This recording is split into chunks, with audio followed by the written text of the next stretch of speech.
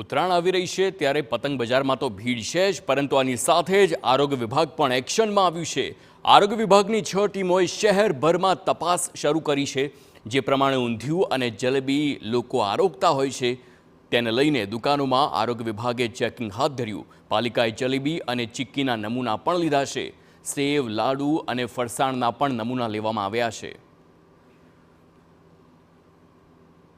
આવતીકાલે દેશભરમાં ઉત્તરાયણનો તહેવાર ઉજવાશે અને ગુજરાતીઓમાં ઉત્તરાયણના તહેવારની ઉજવણી પતંગની સાથે સાથે જે નાસ્તાઓમાં છે ચીકી અને સાથે જ ઊંધિયું અને જલેબીની મિજબાની માણતા હોય છે। ત્યારે આ ઊંધિયું અને જલેબી તેઓ માટે સ્વાસ્થ્ય માટે સારા છે કે કેમ તેની અંગે લઈને આરોગ્ય વિભાગ દ્વારા તપાસ કરવામાં આવી રહી છે। આરોગ્ય વિભાગ દ્વારા વિવિધ દુકાનો પરથી સેમ્પલની પ્રક્રિયા હાથ ધરવામાં આવી છે।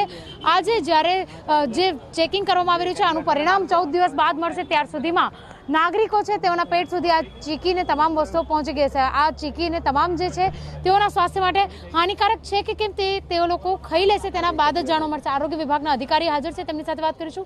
અત્યાર સુધી ટોટલ કેટલા સેમ્પલ લેવામાં આવ્યા છે અને કેટલાના રિઝલ્ટ આપણને મળી ચૂક્યા છે?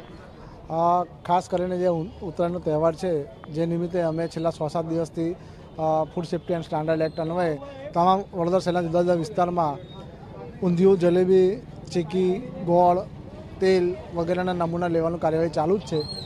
હાલમાં જે નમૂના લીધા છે તેને પબ્લિક હેલ્થ લેબોરેટરીમાં મોકલી આપ્યા છે અને જે સર્વેલન્સ નમૂના છે એને આપણે અમદાવાદની લેબોરેટરીમાં મોકલીએ છીએ। રિપોર્ટ તો એ લોકો 14 દિવસની અંદર રિપોર્ટ આપી દીધા હોય છે અને ફૂડ સેફ્ટી અને સ્ટાન્ડર્ડ એક્ટ મને જો સબ સ્ટાન્ડર્ડ આવે તો એને દંડની કાર્યવાહી કરવામાં આવે છે। જો અનસેફ આવે તો એની સામે આપણે કોર્ટની કાર્યવાહી કરતા હોય છે। અચ્છા, અનસેફ અને સબ સ્ટાન્ડર્ડ તો 14 દિવસ પછી ખબર પડશે। આવતીકાલે જ ઉત્તરાયણનો તહેવાર છે ને આવતીકાલે જ આ તમામ જે વસ્તુઓ છે તેને ખાવાનું મહત્વ રહેતું હોય છે। ચીકી હોય, ઊંધિયું હોય કે જલેબી હોય, પરંતુ લોકો ખાઈ લીધા પછી જો અનસેફ જાણવા મળશે લોકોના સ્વાસ્થ્ય સાથે તો ચેડા થયા ને।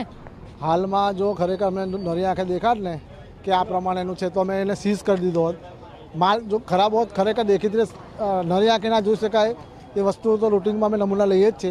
જો નરી આંખે છે તો અમે સીઝ પણ કરી શકત, પણ અત્યારે એમાં કશું દેખાતું નથી। હાલ અમે ખાલી ચીકી અને જે વેચાય છે એ નમૂના લેવાનું કાર્ય છે। અત્યાર સુધી જે છેલ્લા 6 દિવસથી કાર્યવાહી કરી રહ્યા છે, કામગીરી કરી રહ્યા છે, એની અંદર કોઈ એવો પદાર્થ મળ્યો કે જેને અનસેફ જાહેર કરી શકાય આપણાથી? ના, અત્યારે હાલમાં બધા નમૂના લઈને લેબોરેટરીમાં મોકલી આપે છે। લેબોરેટરી રિઝલ્ટ આવ્યા બાદ અમે કાર્યવાહી કરીશું। વડોદરા આરોગ્ય વિભાગ દ્વારા ટોટલ કેટલા નમૂના લેવામાં આવ્યા છે અને આ નમૂના માટે કોઈ ટાર્ગેટ આપવામાં આવ્યો હતો?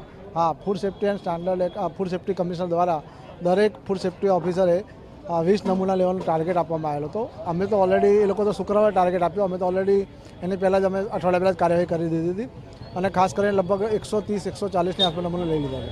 અચ્છા, હજુ કેટલા નમૂના લેવામાં આવશે? કારણ કે હજુ આવતીકાલે ઉત્તરાયણ છે, અનેક દુકાનો એવી હોય છે જે અને નાની નાની જગ્યાઓ પર રહેતી હોય છે અને તેઓ દ્વારા યોગ્ય વસ્તુનો ઉપયોગ થાય છે કે કેમ તે કેવી રીતે માહિતી મેળવી શકશે?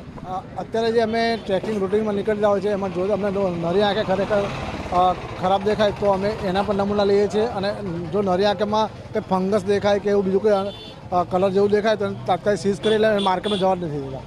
બિલકુલ, તો જે રીતે આરોગ્ય વિભાગ દ્વારા કાર્યવાહી કરવામાં આવી છે, વડોદરા શહેરમાં છેલ્લા 6 દિવસના 140થી વધુ નમૂનાઓ લેવામાં આવ્યા છે અને આ નમૂનાઓના પરિણામ 14 દિવસ બાદ એટલે કે ઉત્તરાયણ પતી ગયા પછી જ જાણવા મળશે। ત્યાં સુધી વડોદરાના નગરજનોના પેટમાં જે વસ્તુ પહોંચશે તે સેફ છે કે અનસેફ છે તેની વડોદરાના નગરજનોને 15 દિવસ બાદ જ માહિતી મળશે।